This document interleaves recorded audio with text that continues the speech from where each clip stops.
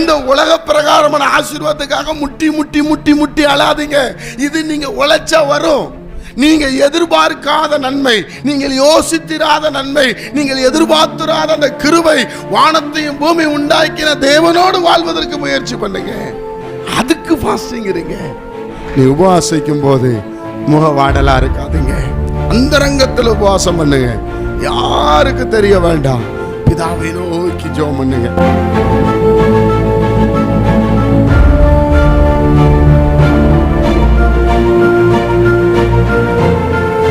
மத்தேயு 6ஆம் அதிகாரம் 18ஆம் வசனத்தை நாம் வாசிக்க கேட்போம்.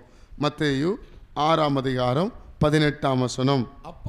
அப்பொழுது அந்தரங்கத்தில் பார்க்கிற உன் பிதா உனக்கு, அந்தரங்கத்தில் பார்க்கிற உன் பிதா உனக்கு வெளியரங்கமாய் பலனளிப்பார். அல்லேலூயா. கடந்த வாரத்திலே அந்தரங்கத்தில் பார்க்கிற பிதா உனக்கு வெளியரங்கமாய், அதை குறித்து தான் பேசினோம்.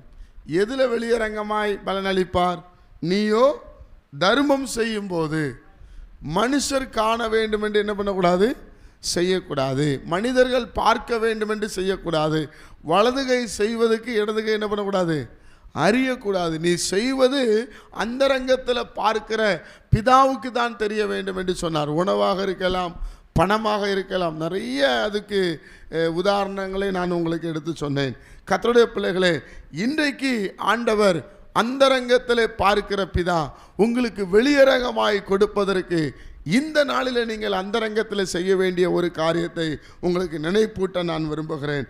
அதே மத்தேயு சுவிசேஷம் 6ஆம் அதிகாரம் 17ஆம் வசனத்தை நாம் வாசிக்கும் போது, மத்தேயு 6:17 வாசிக்கும் போது, நீயோ உபவாசிக்கும் போது அந்த உபவாசம் மனுஷர்களுக்கு காணப்படாமல் அந்தரங்கத்தில் இருக்கிற உன் பிதாவுக்கே காணப்படும்படியாக உன் தலைக்கு எண்ணெய் பூசி உன் முகத்தை கழுவு என்று சொல்லுகிறார். அல்லேலூயா சொல்லுங்க. அந்தரங்கத்தில் பார்க்கிற பிதா தாமே. தேவனுடைய பிள்ளைகளே, அப்போ உபவாசம் இருக்க வேண்டும் என்று ஆண்டவர் விரும்புகிறார். ஐயா, எனக்கு சுகர் இருக்குது, எனக்கு பிபி இருக்குது, எனக்கு கிட்னி பிரச்சனை இருக்குது, என்னால் ஒரு நேரம் சாப்பிடலைன்னா மயக்கப்பட்டு விழுந்துருவேன், அப்படிலாம் தேவன் விரும்பலை. நீ உபவாசம் இருக்க வேண்டும். தேவனோடு இருக்கிற ஒரு ஐக்கியத்தில் பலப்பட வேண்டும். வியாபாரம் செய்கிறீங்க, வேலை செய்கிறீங்க, கம்பெனியில் ஒர்க் பண்ணுறீங்க, உங்களுடைய பிஸ்னஸ் தளத்துக்காக, உங்களுடைய குடும்பத்திற்காக, உங்களுடைய பிள்ளைகளுடைய எதிர்காலத்திற்காக. தேவனுடைய பிள்ளைகளே, கடந்த நாளில் ஒரு சகோதரனை நான் சந்திக்க நேரிட்டது. அவர் தன்னுடைய மகள் பரீட்சை எழுத போயிருந்தாள். அப்பொழுது அவள்கிட்ட பேசும்போது, ஐயா இன்னைக்கு எனக்காக ஜெபம் பண்ணி கொள்ளுங்க என்று சொன்னார். என்ன என்று சொல்லி கேட்டேன். என் மகள் 10th பரீட்சை எழுத போயிருக்கிறாள். சரி, நான் அந்த ஸ்கூலுக்கு போகிறேன்னு சொன்னான். நீங்கள் போய் என்னையா பண்ணுவீங்க என்று கேட்டேன். என் மகள் அங்கே பரீட்சை எழுதுவாள், நான் இங்கே உபவாசத்தோடு என் மகளுக்காக ஜெபிப்பேன் என்று சொன்னார். அல்லேலூயா. நான் கேட்டேன், இது எப்படி நீங்கள் அறிந்து கொண்டீர்கள் என்று சொன்ன பொழுது, ஐயா நான் படித்த நாட்களிலே என்னுடைய தகப்பனார் இதை சொல்லியிருக்கிறார்கள். மகனே, நீ பரீட்சை எழுத போகும்போது உன்னுடைய தகப்பனாகிய நான் எங்கேயும் போவதில்லை, வீட்டு அறையிலே முழங்கால் படியிட்டு, என் மகன் இன்றைக்கு மேக்ஸ் பரீட்சை எழுதுகிறான், என் மகன் இன்று சயின்ஸ் எழுதுகிறான், தமிழ் எழுதுகிறான், இங்கிலீஷ் எழுதுகிறான், இவன் நல்ல மார்க் எடுத்து நல்ல நிலைமையில் வர வேண்டும் என்று நான் உபவாசம் இருப்பேன் என்று சொன்னார். என் இருதயத்தை அசைத்தது. தேவனுடைய பிள்ளைகளே, ஒருவேளை என்னுடைய பிள்ளைகள் 10th 11th 12th படிக்கிற வரைக்கும் இது தெரிஞ்சா நான் கண்டிப்பாக என்ன பண்ணியிருப்பேன்? இருந்திருப்பேன். அப்போ இந்த உபவாசத்தை குறித்து ஆண்டவர் நம்மோடு பேசிக்கொண்டே இருக்கிறார். ஊழியம் செய்யனாலும் உபவாசம் வேணும், மனைவி நல்லா வரனாலும் உபவாசம் வேணும், நம்ம கையின் பிரயாசம் ஆசீர்வதிக்கப்பட உபவாசம் வேணும். இயேசு சொல்லுகிறார், நீங்கள் உபவாசிக்கும் போது என்று சொல்லி எழுதுகிறார். அப்போ உபவாசம் இல்லாமல் மேன்மை இருக்காது கர்த்தருடைய பிள்ளைகளுக்கு. சமீபத்திலே ஒரு பட்டணத்திலே நான் ஜெபிக்க போகும்போது அந்த நபரிடத்திலே நான் சொன்னேன், ஐயா உங்கள் வீட்டுக்கு நான் ஜெபிக்க வர வேண்டும் என்றால் நீங்கள் உபவாசத்தோடு இருக்க வேண்டும் என்று சொன்னேன். அப்பொழுது அவர் சொன்னார் தப்பாக நினைக்க மாட்டீங்களே என்று சொன்னார். 52 வயது மதிக்கத்தக்க ஒரு மனிதர். அவர் சொன்னார், என் சிறு வயது முதல் 52 வயது ஆகியிருக்கிறது, நான் ஒரு நாள் கூட ஒரு வேளை உபவாசம் இருந்ததில்லை என்று சொன்னார். ஆனால் 4 தலைமுறை கிறிஸ்தவர். எத்தனை தலைமுறை? 4 தலைமுறை கிறிஸ்தவர், அவருக்கு உபவாசத்தை பற்றியே தெரியவில்லை. வாரம் வாரம் சபைக்கு போகிறார், கூட்டங்களில் கலந்து கொள்ளுகிறார், ஆண்டவருடைய வார்த்தை கிரியை செய்யவில்லை. ஏதோ ஆலயத்துக்கு போகிறோம், ஏதோ காணிக்கை கொடுக்கிறோம், தசமாம் கொடுக்கிறோம், ஆண்டவர் என்னை ஆசீர்வதிக்கிறார், வீடு கட்டிட்டேன், பிஸ்னஸ் நல்லா இருக்கு. அதற்கு அல்ல பிரியமானவர்களே. ஒவ்வொரு மனிதனும் தன்னுடைய சரீரத்திற்காக, தன்னுடைய வியாபாரத்திற்காக, தன்னுடைய குடும்பத்திற்காக, ரட்சிப்புக்காக, பாதுகாப்புக்காக உபவாசம் இருக்க வேண்டும். அல்லேலூயா சொல்லுங்க. இந்த உபவாசம் தான் தேவனிடத்தில் அந்த அற்புதத்தை கொண்டு வரும். அந்தரங்கத்தில் பார்க்கிற உன் பிதா அந்தரங்கத்தில் இருக்கிறார். நீ அந்தரங்கமாய் உபவாசம் பண்ணணும், யாருக்கு தெரியக்கூடாது. தேவனுடைய பிள்ளைகளே, ஒருவர் அதை அறிஞ்சுக்கிடக்கூடாது. உங்கள் முகம் கழுவ வேண்டும் என்று ரொம்ப அழகாய் ஆண்டவர் எழுதுகிறார். தேவனுடைய பிள்ளைகளே, என்னுடைய வாழ்க்கை நிறைய நாட்கள் ஊழியத்திற்கு வந்த பிற்பாடு உபவாசத்திலே கழிந்து போகிறது. நான் ஆண்டவருக்கு வருவதற்கு முன்பாக என்னால் உபவாசம் இருக்க முடியாது. காலையில் சாப்பிடவில்லை என்றால் அவ்வளவு கோபம் வரும், வீட்டில் அவ்வளவு எரிச்சல் வரும். எப்படியாவது காலையில் சாப்பிட்ருவேன், மத்தியானம் சாப்பிட்ருவேன், சாயங்காலமும் சாப்பிடுவேன், நைட்டும் சாப்பிடுவேன். அப்படி தான் எங்களை சின்ன வயசுலேருந்து வளர்த்தாங்க. 4 முறை சாப்பிட வளர்த்தாங்க. ஆனால் ஆண்டவருடைய வசனத்தை நான் வாசித்த பிற்பாடு இதற்காக உபவாசிக்க வேண்டும், இதற்காக உபவாசிக்க வேண்டும். தேவனுடைய பிள்ளைகளே, உங்களுக்காக உபவாசிக்கிறேன், கூட்டங்களுக்காக உபவாசிக்கிறேன், டி நகருக்காக உபவாசிக்கிறேன், என் குடும்பத்துக்காக உபவாசிக்கிறேன், என் சரீரத்துக்காக உபவாசிக்கிறேன், என்னுடைய பிரயாணத்துக்காக உபவாசிக்கிறேன். 365 நாள் ஒரு வருஷத்தில் என்றால் 320 நாள் நான் உபவாசிக்கிறேன். என் வாழ்க்கையில் காலையில் சாப்பாடு வெறும் 20 நாள் 30 நாள் தான். இதை நான் பெருமைக்காகவோ நீங்கள் என்னை சந்தோஷப்படுவதற்காகவோ நான் சொல்லவில்லை. காரணம், இயேசு அதை சொல்லுகிறார். கைகளை தட்டி கர்த்தரை ஸ்தோத்திரம் பண்ணுங்க. அல்லேலூயா. ஃபாஸ்டிங், உபவாசம் என்பது 100க்கு 100 ஒவ்வொரு மனிதனுக்கும் தேவை. தன் உடலை வருத்தி ஆண்டவரிடத்தில், ஆண்டவரை பாருங்க, ஆகாப் ராஜா உடலை வருத்தி உபவாசம் இருந்து சாக்கு பையிலே படுத்து கிடந்தான். சாக்கில் படுக்க முடியாது, அது ஹீட்டு, அது உள்ள படுத்தால் நம்மளால் படுத்து தூங்க முடியாது. அந்த அளவு ஒரு மாதிரி குத்துறது போல இருக்கும். அதைத்தான் அந்த நாட்கள் அதை செய்திருக்கிறார்கள். தேவனுடைய பிள்ளைகளே, அப்போ உங்கள் பிதா, நம் பிதா, நம் தேவனாகிய கர்த்தர் நமக்கு வெளியரங்கமாய் ஆசீர்வதிக்க வேண்டும் என்றால் உபவாசம் இருக்கணும். ஒரு ஆமீன் சொல்லுங்க. அல்லேலூயா. உங்கள் உபவாசம் மனுஷனுக்கு தெரியக்கூடாது. சிலர்லாம் உபவாசம் இருப்பாங்க, தெரியாது, நான் உபவாசம் இருக்கேன் தெரியாது, நான் 12 மணி வரைக்கும் உபவாசம் இருக்கேன் தெரியாது, உயிரை வந்து எடுக்கிறேன்னு கோபப்படுவாங்க. அந்த உபவாசம் பிரயோஜனம் இல்லை. உங்கள் உபவாசம் வெளியே தெரியவே கூடாது. கைகளை தட்டி கர்த்தரை ஸ்தோத்திரம் பண்ணுங்க. அல்லேலூயா. இயேசு 40 நாள் உபவாசம் இருந்தார். பிசாசு கேட்குற பயங்கர பசி இருந்திருக்கும். இயேசுவை மாதிரி யாரும் உபவாசம் இருக்கலை இன்னும். நான் நம்பவே மாட்டேன். இயேசுவை மாதிரி அப்படி இருந்தால் மோசே இருந்திருக்கலாம். மோசையே அந்த நாட்களில் கர்த்தர் அவருடைய சமூகத்தை கொண்டு போய் இருக்க வச்சார். புசியாமலும் குடியாமலும். அப்படின்னா தண்ணி கூட குடிக்காமல் இருந்திருக்கிறாங்க. இப்போ இருக்கிற ஊழியக்காரங்கெல்லாம் தண்ணி குடிக்கிறாங்க. தண்ணி குடிக்காமல் என்ன பண்ண முடியாதுங்க. ஆமீன் சொல்லுங்க. உங்களுக்கு தெரிஞ்ச யாராக இருந்தால் சொல்லுங்கள். யாராவது 40 நாள் உபவாசம் இருந்திருக்காங்களா? 40 நாள் சாப்பிடாமல் இருக்கலாம், லிக்யூடு குடிப்பாங்க. 40 நாட்கள் ரொம்ப கடினம். ஏன்னா நான் 3 நாட்கள் இருந்திருக்கிறேன், வெறும் சாப்பிடாமல் இருந்திருக்கிறேன். தண்ணிலாம் குடிக்காமல் இருக்க முடியாது, தண்ணி குடிப்பேன். 3 நாட்கள் உபவாசம் இருந்திருக்கிறேன் சாப்பிடாம. தேவனுடைய பிள்ளைகளே, அப்போ உபவாசம் கர்த்தருடைய நாமத்தினாலே நீங்கள் இருக்க பழகணும். ஆமீன் சொல்லுங்க. உன் தலைக்கு எண்ணெய் பூசி காஞ்சி போயிருக்கூடாது. உபவாசம் இருந்தால் பிரைட்டு தான் இருக்கும். ஆமீன் சொல்லுங்க. உபவாசமே தெரியக்கூடாது, உபவாசம் இருக்கிறாங்கன்னே தெரியக்கூடாது. இப்போ பாருங்கள், நம்ம 12 மணி நேரம் உபவாசம் இருக்கிறோம். வருஷத்துக்கு ஒரு முறை 12 மணி நேரம் ஜபம், வருஷத்துக்கு 2 முறை ஆகிட்டு இருப்போம். 2 மணி நேரம் 12 மணி நேரம் ஜபம், உபவாச ஜபம், ஃபாஸ்டிங் ப்ரேயர். காலையில் அப்படியே போய் நின்னா நைட்டு வரைக்கும் எப்படி போகுதுன்னே தெரியாது. உண்மையை சொல்லுகிறேன், கர்த்தருடைய பிள்ளைகளை, தேவ பிள்ளைகள் அப்படி இருக்கணும். ஆமீன் சொல்லுங்க. வயிற்றுக்காக நம்ம வாழலை, ஆத்துமாவுக்காக வாழ்கிறோம். கைத்தட்டுங்க பார்க்கலாம். ஒரு ஆமீன் சொல்லுங்க. உங்கள் சரீரத்தை அப்படி ஒடுக்கி பாருங்க. எப்போ பார்த்தாலும் அப்போ சாத்தான் உங்களுக்கு சாப்பாடை கொடுத்து கொடுத்து கொடுத்து கொடுத்து ஃபாஸ்டிங்கே மறக்க வச்சிருவான். உங்களுக்கு ஒரு பிரச்சனையா, ஒரு போராட்டமா, ஃபாஸ்டிங் இருங்க. வருமானம் இல்லையா, ஃபாஸ்டிங் இருங்க. வேலையில் ஆசீர்வாதம் இல்லையா, ஃபாஸ்டிங் இருந்து பாருங்க. கர்த்தர் உங்களை நிச்சயமாக ஆசீர்வதிப்பார். தேவனுடைய பிள்ளைகளை, நாம் எதற்காக உபவாசம் இருக்கணும்? தேவனுடைய பிள்ளைகளை, இயேசு 40 நாட்கள் இருந்தார். பாருங்க, மத்தேயு சுவிசேஷத்தில் 17ஆம் அதிகாரம், மத்தேயு 17ஆம் அதிகாரம். அந்தரங்கத்தில் பார்க்கிறவங்களுக்கு பிதா வெளியரங்கமாய் பதில் தர வேண்டும். 17ஆம் அதிகாரம் 21ஆம் வசனத்தை நாம் வாசிக்க கேட்போம். மத்தேயு 17:21. இந்த ஜாதி பிசாசு ஜெபத்தினாலும் உபவாசத்தினாலுமே அன்றி மற்றெவ்விதத்தினாலும் புறப்பட்டு போகாது. ஜாதி பிசாசுனா ஜாதியெல்லாம் நினைக்க கூடாது. ஜனம் யாரு? அது ஒரு ஜனம். அப்போ சில ஜனத்தினுடைய கோட்பாடு ஃபாஸ்டிங்கில் தான் உடையும், உபவாசத்தில் தான் உடையும். உங்கள் சரீரத்தை காரணம் காட்டக்கூடாது. கர்த்தருக்கு முன்பாக தன்னை வருத்தி கொள்ளணும். தேவனுடைய பிள்ளைகளே, ஒரு அற்புதம் நடக்கணும், ஒரு அதிசயம் நடக்கணும், பிஸ்னஸில் அச்சீவ் பண்ணணும், நான் மேலோங்கி வர வேண்டும் என்று சொன்னால் அதிலே நோக்கமாக இருக்கணும்.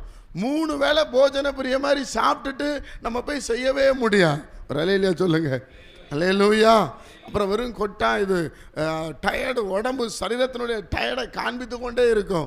சாப்பிடணும், தேவைக்கு சாப்பிடணும், அதில் எந்த மாற்று கருத்து இல்லை. ஒரு உபவாசம் எடுக்கிற எண்ணம் நமக்கு இருக்கணும். இந்த ஜாதி பிசாசு அப்படின்னா இந்த ஜனத்தினுடைய சுவாபம். அந்த ஜனத்தினுடைய சுவாபம் என்ன சுவாபம் இருக்கும்? இவன் அழியணும் தான் சுவாபம் இருக்கும். அவன் நல்லா இருக்குன்னு நினைக்கவே மாட்டான். அடுத்தவனுடைய வியாபாரத்தை பிடுங்கணும், அடுத்தவனுடைய சொத்தை பிடுங்கணும். யாருமே ஆள் இல்லாத ஒரு இடம் இருந்தால் அந்த இடத்தை அபகரிக்கணும். அதுக்கு வேண்டிய எல்லா முயற்சி எடுத்துக்கிட்டே இருப்பான். அவனுக்கு தானா சுயமாக சம்பாதிக்கணும். கடவுள் ஒருவர் இருக்கிறாரு, உண்மையான தெய்வம் இருக்கிறாரு, நமக்கு வருகிறது நமக்கு போதுங்கிற எண்ணம் அவனுக்கு இருக்காது. அதனால தான் இந்த ஜாதி பிசாசு. அப்போ இப்படிப்பட்ட பிசாசை ஜெயிக்க வேண்டும் என்றால் உங்களுக்கு எனக்கும் உபவாசம் ரொம்ப அவசியம். ஒரு ஆமென் சொல்லுங்க. அல்லேலூயா. தேவனுடைய பிள்ளைகளே, அதனால தான் சாத்தான் இதை பயன்படுத்துகிறான். வெளிப்படுத்தின விசேஷத்தில் 12ஆம் அதிகாரம் திருப்பிக் கொள்ளுங்க. வெளிப்படுத்தின விசேஷம் 12ஆம் அதிகாரம் 12ஆம் வசனத்தை நீங்கள் வாசித்து பார்க்கும்போது, வெளிப்படுத்தல் 12:12 நீங்கள் வாசித்து பார்க்கும்போது, ஆகையால் பரலோகங்களே அவைகளில் வாசமா இருக்கிறவர்களே களி கூறுங்கள், பூமியிலும் சமுத்திரத்திலும் குடியிருக்கிறவர்களே ஐயோ ஐயோ, பிசாசானவன் தனக்கு கொஞ்ச காலம் மாத்திரம் உண்டென்று அறிந்து மிகுந்த கோபம் கொண்டு உங்களிடத்தில் இறங்கினபடியால் உங்களுக்கு ஆபத்து வரும் என்று சொல்ல கேட்டேன். பிசாசுக்கு எவ்வளவு காலம் இருக்குது? கொஞ்ச காலம். இந்த கொஞ்ச காலத்தில் உங்களை உபவாசம் பண்ண விடாம, ஜெபம் பண்ண விடாம, பரிசுத்தத்துக்கு நேரம் நடத்த விடாம, எப்படி வேணாலும் பிசினஸ் பண்ணு, கள்ளக்கடப்பு பண்ணு, ஏமாற்று கொள்ளு, சீக்கிரம் தேசம் அழியட்டும், ஒருவனும் பரலோகராஜ்யம் வரக்கூடாது, நான் பரலோகராஜ்யம் வராதது போல ஒருவனும் பரலோகராஜ்யம் வரக்கூடாது என்பது அவன் தீவிரமாய் செயல்படுகிறான் என்று வேத புஸ்தகம் சொல்லுகிறது. அல்லேலூயா. சொல்ற கொஞ்ச காலம்தான் அவனுக்கு இருக்கு. அதுக்குள்ள எல்லாரையும் பாவம் பண்ண வைக்கிறான், தப்பு பண்ண வைக்கிறான். பிசினஸ்ல வியாபாரிகள் தப்பு பண்ணுறாங்க, வேலை ஸ்தலத்தில் தப்பு பண்றாங்க, லஞ்சம் இல்லையா, இப்படிப்பட்ட காரியத்தை துணிக்கிறான். தனக்கு இருக்கிறது போதும், ஆண்டவர் எனக்கு ஆசீர்வாதத்தை கொடுத்திருக்கிறார், வருமானத்தை கொடுத்திருக்கிறார், இது எனக்கு போதும் என்கிற எண்ணத்தை இல்லாதபடி எல்லா ஜனங்களையும் கெடுக்கிறான் என்று வேதம் சொல்லுகிறது. என்னுடைய பிள்ளைகளே, நன்றாக நீங்கள் அறிந்து கொள்ளுங்கள், இதை நீங்கள் அறிந்து கொள்ள வேண்டும். அதை தான் ஆண்டவர் உங்களோடு பேசுகிறார். இதை ஜெயிக்கிறதுக்கு ஒரே வழி என்னதான்? உபவாசம். அந்தரங்கத்தில் உபவாசம். நீங்கள் எதுக்காக இருக்கிறீங்கன்னே தெரியக்கூடாது. பாருங்க, வெள்ளிக்கிழமை தோறும் பிள்ளைகளுக்கு இருப்பேன், ஞாயிற்றுக்கிழமை ஏதோ ஒரு சபைக்கு இருப்பேன். நான் இதை ஏன் சொல்கிறேன்னு சொன்னால் சிலர் அதை கூட சொல்கிறாங்க, உபவாசம் வெளியே தெரியக்கூடாதுன்னு சொல்கிறாங்க. இந்த பாஸ்டர் சொல்கிறாரு, ஐயா உங்களுக்கு நினைப்பூட்ட விரும்புகிறேன். சொல்லலைன்னு எப்படி தெரியும்? சொல்வதற்காக தான் ஆண்டவர் வசனத்தை எழுதி வச்சிருக்கிறார். இந்த வசனத்தை எதுக்கு எழுதி வச்சிருக்கிறார்? வருகிற உங்களுக்கு சொல்வதற்காக. என்கிட்ட ஒருத்தர் டைரக்டாகவே கேட்டார், இதெல்லாம் வெளியே சொல்லக்கூடாதுன்னு சொல்லியிருக்கிறாரு, நீங்கள் ஏன் சொல்கிறீங்க? சொல்வதற்காக தான் என்ன இங்கே நிப்பாட்டி இருக்கிறார். நான் உனக்கு இருளிலே சொல்வதை நீ வெளிச்சத்தில். தேவனுடைய பிள்ளைகளே, நம்ம ஒரு கடை வைத்திருக்கிறோம். கடையில் 100 பேர் வேலை செய்கிறாங்க. அந்த 100 பேருக்கு எல்லா ரகசியம் தெரியாது.